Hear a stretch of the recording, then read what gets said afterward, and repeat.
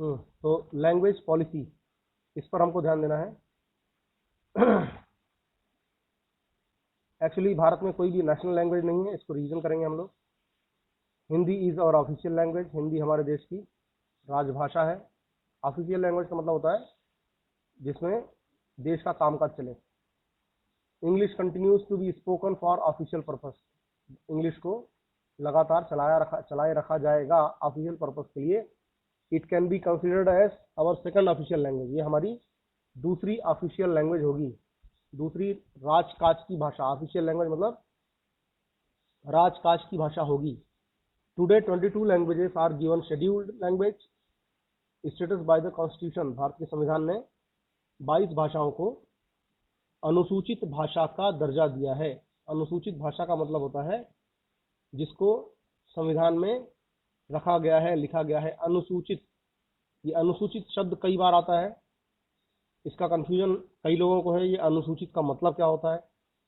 अनुसूचित, सूचित यानी लिस्टिंग, यानी एक लिस्ट बनी हुई है, ठीक है, लिस्ट बनी हुई है। काय में लिस्ट बनी हुई है? संविधान में लिस्ट बनी हुई है। 12 अलग अलग लिस्ट बनी हुई है, 12 अलग अलग लिस्ट बनी हुई है और उनको अनुसूचियां कहते हैं, ठीक है ना। जैसे पहली अनुसूची जो बनी हुई है तो उसमें जितने भी राज्य हैं, जितने केंद्र शासित प्रदेश हैं, उनका सबका ब्यौरा दिया हुआ है।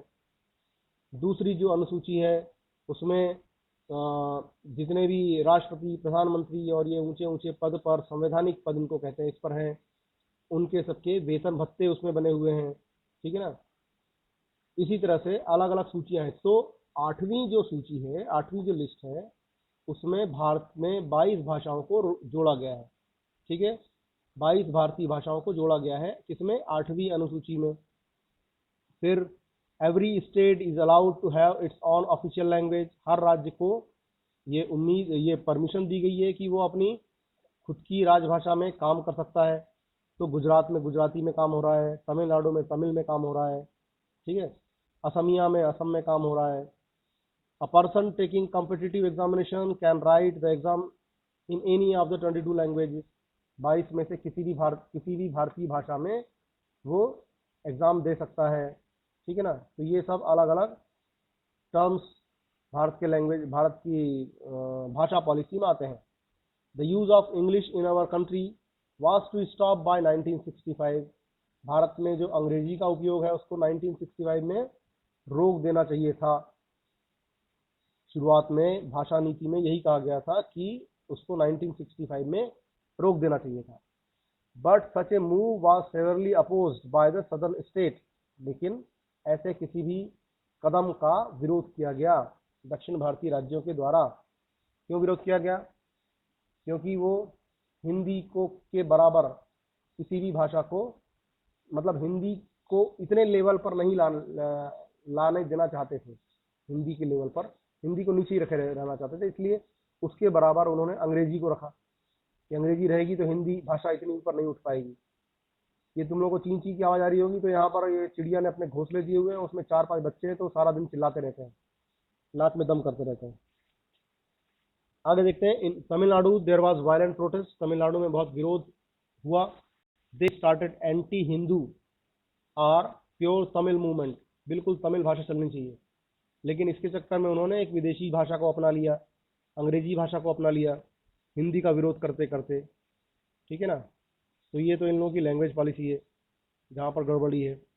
The central government agreed to continue the use of English along with Hindi for official purpose, केंद्र सरकार भी एग्री हो गई कि अंग्रेजी का उपयोग हम लगातार जारी रखेंगे हिंदी के साथ साथ। 1965 के बाद भी, पहले क्या था, 1950 से अगले 15 साल तक के लिए अंग्रेजी को हिंदी की सहभाषा का दर्जा दिया गया था, सहभाषा का, यानी उसकी नौकरानी। लेकिन 1965 के बाद आज की स्थिति देखो तो क्या हो गया है। आज लगता है कि अंग्रेजी भाषा महारानी बन गई है और हिंदी उसकी नौकरानी बन गई है। Unlike Sri Lanka, our leaders did not impose Hindi or non-Hindi speakers. Sri Lanka में जैसा सिंहली भाषा को सारी भाषाओं के ऊपर प्रमुखता दी गई और किसी भाषा को उठाया नहीं गया, उस तरह से भारत के नेताओं ने काम नहीं किया कि हिंदी को सबके ऊपर थोप दिया जाए। जो अहिंदी भाषी हैं उनके ऊपर थोप दिया जाए, ऐसा नहीं किया गया। Our leaders have shown a lot of flexibility in our language policy. तो हमारे नेताओं ने बहुत सारी फ्लेक्सिबिलिटी भारत की भाषा नीति में की है। ठीक है, तो ये कुछ राज्य हैं, ऐसे राज्य हैं जहाँ पर ऑफिशियल लैंग्वेज के बारे में बताया गया है। जैसे अरुणाचल प्रदेश, अरुणाचल प्रदेश की ऑफिशियल लैंग्वेज इंग्लिश है ना। ऐसे ही नॉर्थ ईस्ट में नागालैंड में इंग्लिश है। कर्नाटक में कन्नड़ा है, सेकंड लैंग्वेज इंग्लिश है। उत्तर प्रदेश में हिंदी मेन लैंग्वेज है, सेकंड ऑफिशियल लैंग्वेज उर्दू है। गोवा में ऑफिशियल लैंग्वेज कोंकणी है।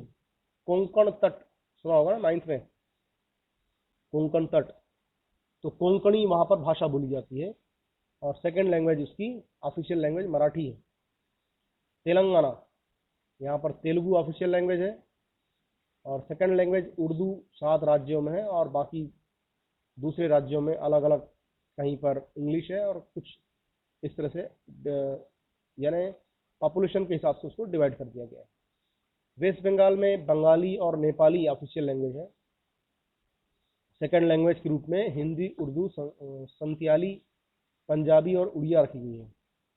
संथाल एक्चुअली संथाल परगना नाम का एक जिला है, और वहाँ पर संथाल एक आदिवासी समूह है।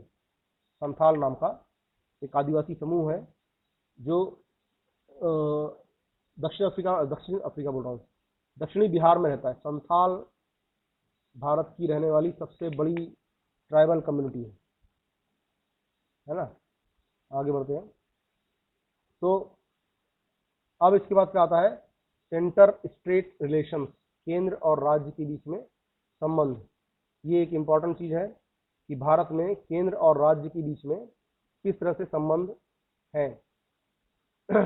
बेसिकली भारत के संघीय ढांचे की ये परीक्षा है थी एक तरह की, कौन सी, भाषा नीति वाली, लेकिन भारत ने इसको बहुत अच्छे तरीके से संभाला। नहीं तो श्रीलंका जैसी कंडीशन हो सकती थी।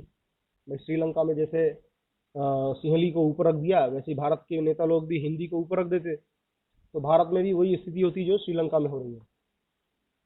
तो भले 40% लोग हिंदी बोलते हों, लेकिन उनको सबसे ज़्यादा है जो, उनको बाकी भाषा वालों के ऊपर नहीं थोपा गया।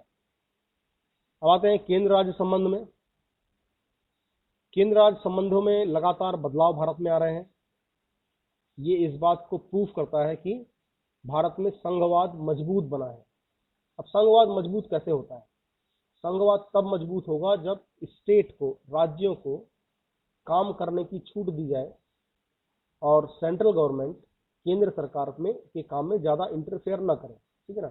इसको अपन लोग वैसे ही समझ सकते हैं, जैसे मान लो एक फैमिली में 10 लोग हैं, एक मम्मी पापा हैं और 8 उनके बच्चे हैं।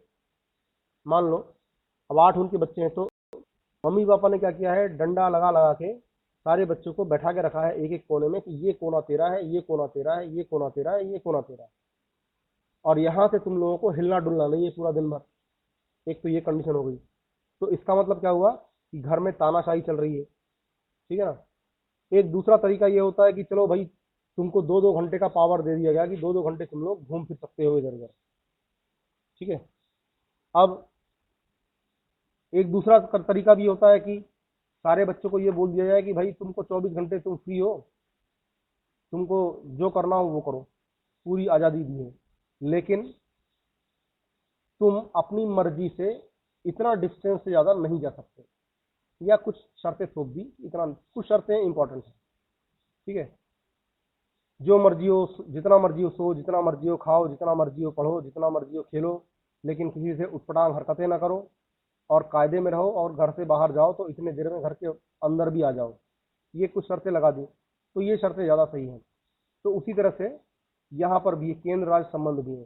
तो भारत सरकार ने राज्यों को बहुत सारी शक्तियाँ दी हुई हैं, तो वो अपने तरीके से काम कर सकते हैं, लेकिन उनको भारत से अलग होने की शक्ति नहीं है। ठीक है ना।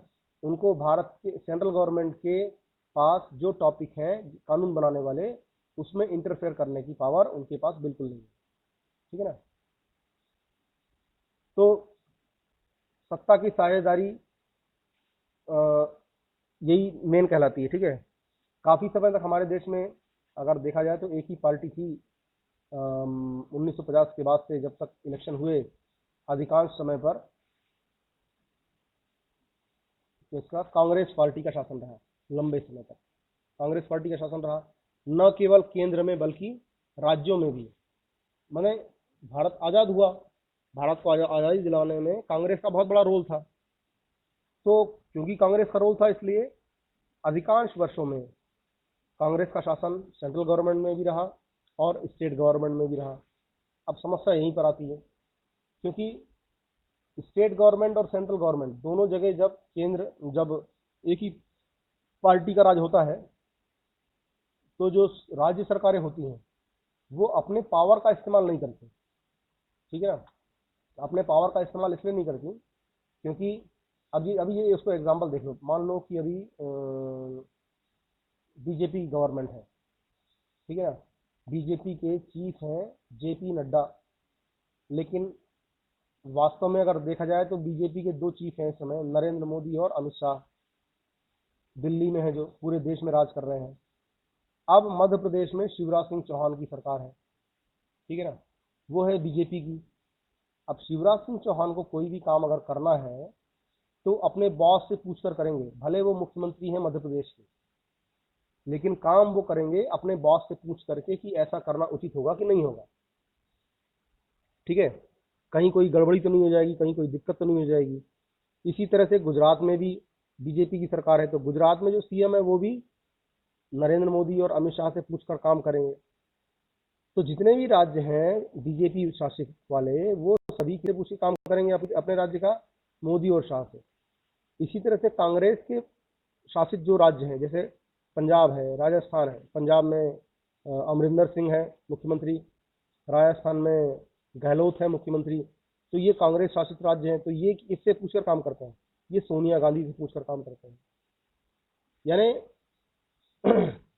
एक पार्टी की सरकार अगर केंद्र में है या नहीं है और दूसरी पार्टी की सरकारें अगर राज्यों में फैली हुई हैं, तो ये पुराने जमाने में क्या होता था कि एक ही सरकार है कांग्रेस की सरकार, चाहे केंद्र में हो चाहे राज्यों में हो, तो राज्यों ने अपनी शक्तियों का अपने अधिकारों का प्रयोग नहीं किया।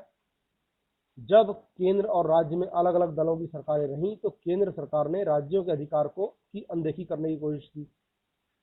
उन दिनों केंद्र सरकार अक्सर संवैधानिक प्रावधानों का दुरुपयोग करके विपक्षी दलों की राज्य सरकारों को भंग कर देती थी। ये एक बहुत ही उटपटांग काम होता था। एग्जाम्पल के लिए 1977 के आसपास इलेक्शन हुए थे, तो उसके पहले 1975 में इमरजेंसी लागू की गई थी पूरे देश में, और देश भर में जितने भी गैर कांग्रेसी सरकारें थी उन सबको इंदिरा गांधी द्वारा गिरा दिया गया। फिर 1977 में इलेक्शन हुए, मोरारजी देसाई प्रधानमंत्री बने भारत के और 1.5 साल बाद चौधरी चरण सिंह बने। तो क्योंकि ये जनसंघ से संबंधित थे तो पूरे देश भर में जितने भी राज्यों की सरकारें थी कांग्रेस की, उन कांग्रेस की सरकारों को हटा दिया गया पूरी पूरी, है ना। अब कैसे हटा दिया गया इसके बारे में अपन बाद में बात करेंगे, अभी हटा दिया है बताते हैं। फिर 1980 में फिर से इलेक्शन हुए तो फिर से कांग्रेस की सरकार आई। तो अब जिन जिन राज्यों में गैर कांग्रेसी सरकारें थी उन सबको भंग कर दिया गया। फिर 1984 में इंदिरा गांधी की हत्या हुई। हत्या होने के बाद राजीव गांधी प्रधान बनकर आए थे। उसके बाद जितने भी राज्य सरकारें थीं गैर कांग्रेसी उनको सबको हटा दिया गया। तो ये सब लगातार चलता रहा सन 2000 तक। लेकिन 1990 तक आते आते स्थिति में काफ़ी बदलाव आया। बदलाव इस तरह से आया कि किसी भी एक पार्टी के पास अब इतना बड़ा बहुमत नहीं रहा कि वो खुद अपनी सरकार बना सके, और स्टेट गवर्नमेंट में भी यही कंडीशन होने लगी। तो अच्छा, स्टेट के लोग अपनी डिमांड भी करने लगे कि जो सरकार, अच्छा, सुप्रीम कोर्ट में भी स्टेट गवर्नमेंट के लोग गए, है ना, सुप्रीम कोर्ट में गए कि ये हमने जो सरकार बनाई है वो बहुमत के आधार पर बनाई है, जनता ने हमको वोट दिया था, उसके आधार पर हमारी सरकार बनी थी, तो इसलिए सरकार गिराई जा रही है, ये ठीक नहीं है ना। तो सुप्रीम कोर्ट ने उनको बहाल कर दिया। अब सवाल ये उठता है कि सरकारें क्यों गिराई जा रही थी, किस तरह से गिराई जा रही थी, केंद्र सरकार को क्या अधिकार है वो किसी सरकार को गिरा दे। तो भैया इसमें एक क्लॉज ये आता है कि राष्ट्रपति शासन। अब राष्ट्रपति शासन कैसे लगता है, क्या होता है कि राज्यपाल जो होता है ना, हर राज्य का राज्यपाल, ये क्या होता है, ये केंद्र सरकार का रिप्रेजेंटेटिव होता है किसी भी राज्य में। और ये राज्यपाल स्टेट में जो भी काम हो रहे हैं, जो कानून बन रहे हैं, नहीं बन रहे हैं, सही तरीके से राजकाज चल रहा है कि नहीं चल रहा है, इसकी पूरी रिपोर्ट सेंट्रल गवर्नमेंट को देता है, राष्ट्रपति को देता है। तो राष्ट्रपति को देना क्या मतलब, वो सीधे सीधे प्रधानमंत्री को देता है। तो प्रधानमंत्री या राष्ट्रपति उसमें फैसला लेते हैं। अगर राज्यपाल ने लिख दिया लेटर में कि ये संवैधानिक प्रावधानों का उल्लंघन किया जा रहा है यहाँ पर, तो राष्ट्रपति उस सरकार को भंग कर सकते हैं। और इसी प्रावधान का इस्तेमाल करके धारा 356 लगाई गई और पूरे देश भर में जाने कितनी बार, सैकड़ों बार राज्यों की सरकारों को भंग किया गया है। लेकिन 1990 के बाद इन सब चीज़ों को काफ़ी हद तक कम किया गया है। ठीक है, आगे बढ़ते हैं। तो गठबंधन सरकार 1990 के आसपास गठबंधन सरकार सामने आती है। और यहाँ पर हम लोग जो देख रहे हैं basically, for a long period of time only one party rule both of the centre and in many state. इन लंबे समय तक एक ही पार्टी ने सेंट्रल में और स्टेट में शासन किया। In such situations the state did not enjoy autonomous power, यानी उस पावर को स्टेट्स ने एंजॉय नहीं किया, as they were mostly depend on the central government, क्योंकि वो केंद्र सरकार पर निर्भर थे। On the top party leaders at the centre, जो टॉप पार्टी लीडर्स थे उनके ऊपर वो निर्भर थे। This went against the principle of federalism, और यही चीज संघवाद के पूरी तरह से खिलाफ था। ठीक है, whenever a different party came to the power in state, जब कभी भी कोई एक दूसरी पार्टी सत्ता में आती थी, the central government would miss use the article 356।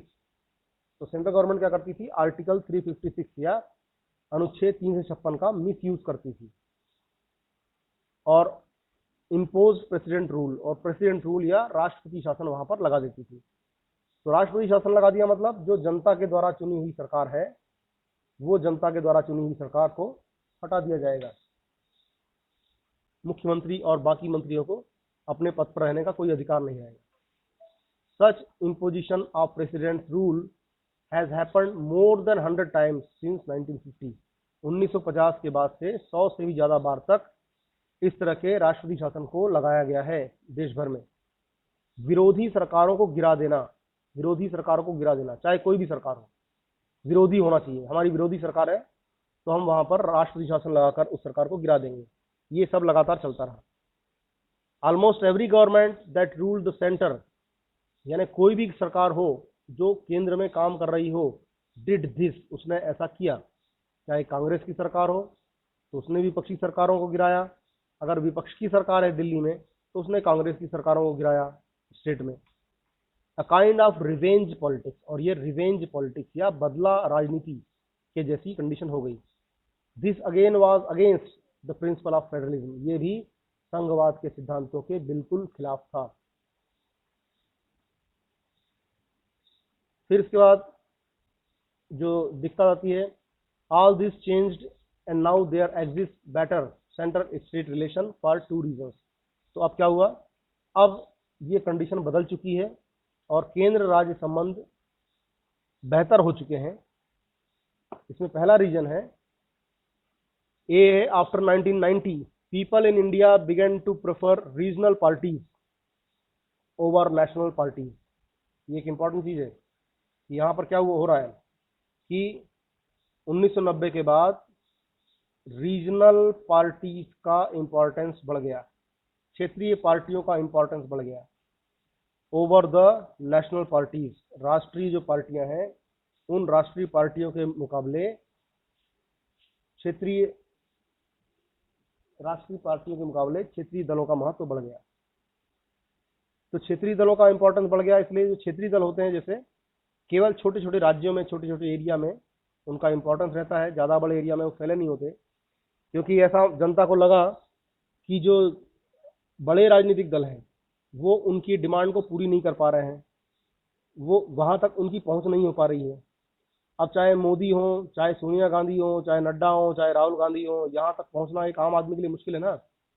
उसके बजाय हम अगर अपने आसपास लोकल एरिया के नेता के पास जाएंगे तो ज़्यादा हमारी हेल्प करेगा, ठीक है ना।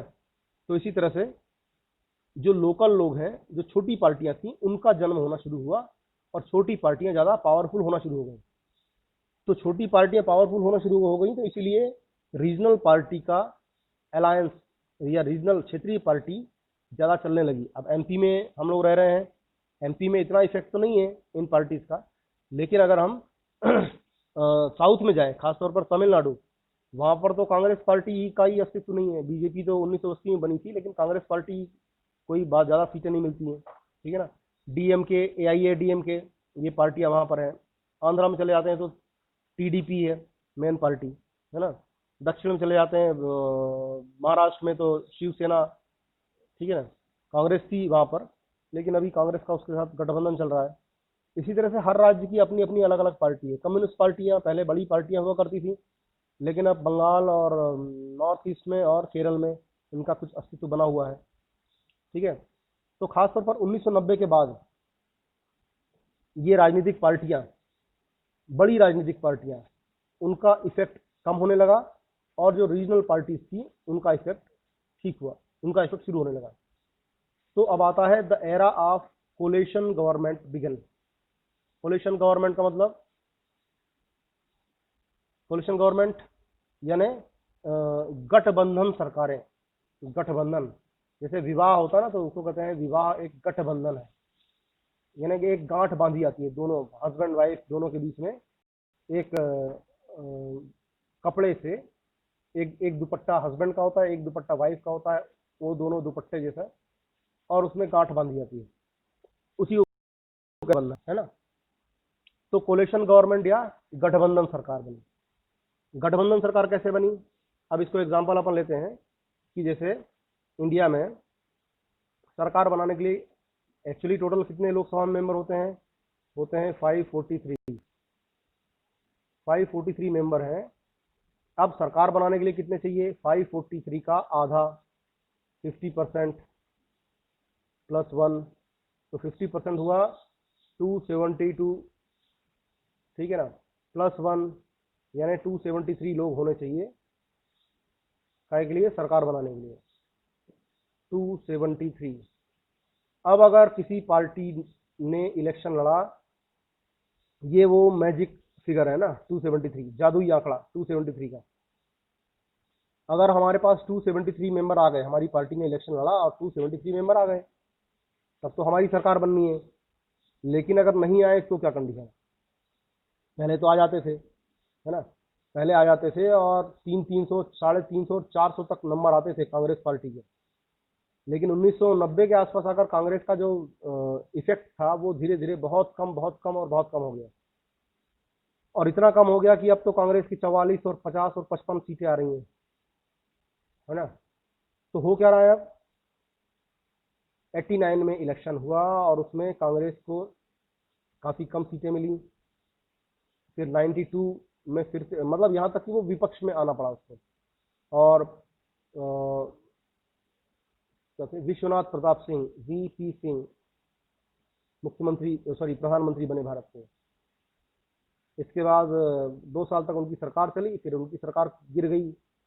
उसके बाद चंद्रशेखर प्रधानमंत्री बने 40 दिन के लिए, उनकी सरकार भी गिर गई। फिर इलेक्शन हुए 92 में, 92 में इलेक्शन हुए तो प्रधानमंत्री भारत के बने पीवी नरसिम्हा राव, पीवी नरसिम्हा राव। इस समय कांग्रेस के पास 268 लोग थे। अब सरकार इनकी नहीं थी, तो सरकार कैसे बने भाई? तो 4 झारखंड मुक्ति मोर्चा के 4 लोगों को ऐसा माना गया कि उनको 1-1 करोड़ रुपया दिया गया और वो लोग इनके साथ में शामिल हो गए सरकार में, तो इनकी सरकार बन गई, 5 साल तक चलती रही।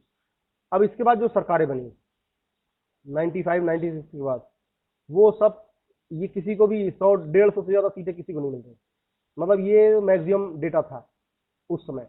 इसके बाद इतना डेटा 200 भी टच नहीं किया किसी भी पार्टी ने, वही सब 170, 180 के आसपास, है ना। या तो कांग्रेस को इतना मिलता या बीजेपी को इतना मिलता, यही दोनों बड़ी पार्टियां हुआ करती थी। और बाकी जो छोटी मोटी पार्टियां होती थी उनका नंबर और भी कम, किसी को 10 मिल रहा है, किसी को 40 मिल रहा है, किसी को 50 मिल रहा है ना। जैसे कम्युनिस्ट पार्टी हो गई, या डीएमके और एआईडीएमके हो गई, या फिर मुलायम सिंह यादव की पार्टी हो गई, या लालू यादव की पार्टी होगी, ऐसी 10, 20, 30, 40, 50। तो इस तरह की पार्टियों के नंबर आने लगे। कितने में से? 543 में से। अब सरकार किसकी बननी है? जिसको 273 सीट मिलेंगी उसकी सरकार बनेगी। तो हमारे पास तो 273 तो बहुत दूर की बात है, हमारे पास तो 173 सीटें हैं।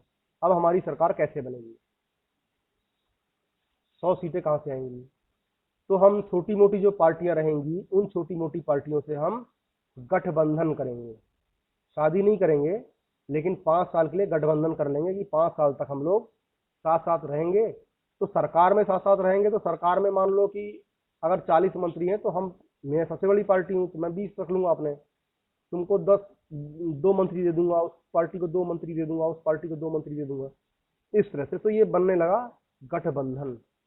तो अब आज की तारीख में दो बड़े गठबंधन हैं, एक कहलाता है एनडीए और एक कहलाता है यूपीए।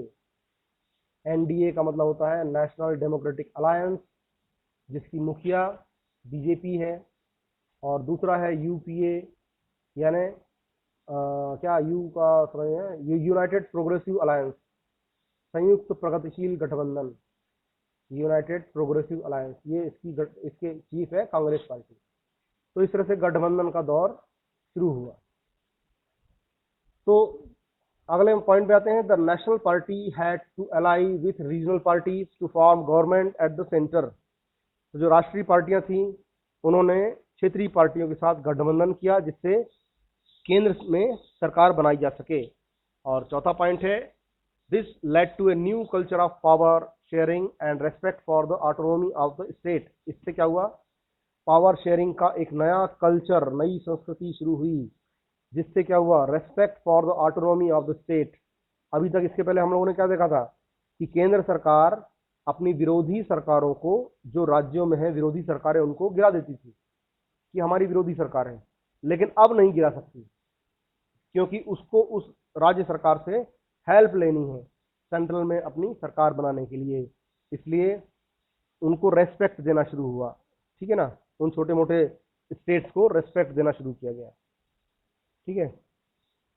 नेक्स्ट पॉइंट इसमें अपन आते हैं कि जो दूसरा रीजन है, the landmark judgement given by the supreme court in case of S R. Bommai versus the union of India. तो केंद्र सरकार और एक एस.आर. बोम्बई से इनके बीच में कुछ विवाद था, जिस पर सुप्रीम कोर्ट ने जजमेंट दिया है। S R. Bommai government in Karnataka was arbitrarily dismissed by the centre.